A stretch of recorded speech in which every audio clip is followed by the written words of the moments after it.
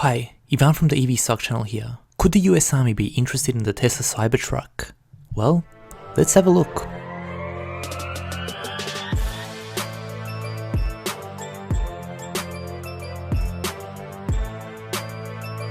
As usual, all content in this video is our opinion only, and we do not recommend buying or selling any financial instruments. Speaking to many different people regarding the Cybertruck, I have often heard that it looks like an army vehicle, so I decided to look into the topic. And the first thing I did was compare the Cybertruck to the Humvee, which has a price tag of $220,000. So if we look at the costs, you could buy 3 to 5 Cybertrucks at the same price of one Humvee.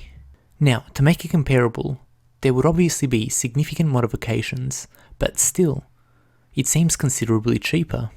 Next, I read that the US Army spends around $20 billion in energy costs on an annual basis, and that there's significant pressure for those costs to be reduced. Not to mention, according to CNBC, the US also spent $81 billion to protect global oil supplies.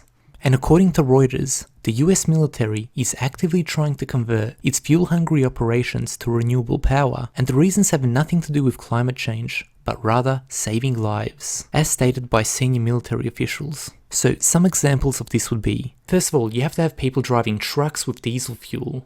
So therefore, you're using energy to move energy, not to mention fuel convoys don't often travel alone, so then you have to use more energy to protect those convoys. And another example that was noted was mobile solar power units allow soldiers to prowl silently through enemy territory. Now, I'm not 100% sure what they're referring to, but a vehicle like the Cybertruck would have a massive advantage in that it would be way less noisy than a combustion engine vehicle. And on the topic, a spokesman for Tesla said, "The company is supportive of the military's interest in clean energy, but declined to comment on whether it was pursuing Defense Department contracts." Next, there's the issue with CO2 emissions and pollution by the US military. And I was reading that if the US military was a nation, it would be the 47th largest emitter of greenhouse gases in the world, if only taking into account the emissions from fuel usage, meaning higher levels of emissions than countries like Romania, Chile, Peru, and Greece. But the good news is,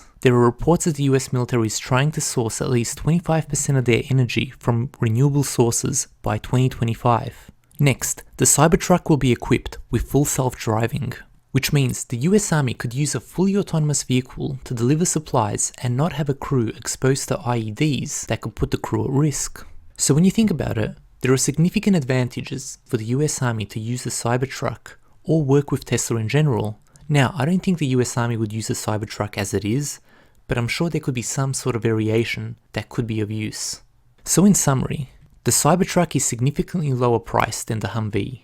It would reduce the astronomically high fuel costs of the US military and help reduce the CO2 emissions and pollution from combustion engine vehicles in the US military. And finally, the full autonomy features could save lives by keeping personnel out of danger zones. So there you have it, and this is not my area of expertise, but I thought it was still worth bringing up some of these ideas and seeing what you guys think, as Tesla could certainly help the US military. So as usual, thank you to all the patrons that support the channel, and I'll see you guys soon.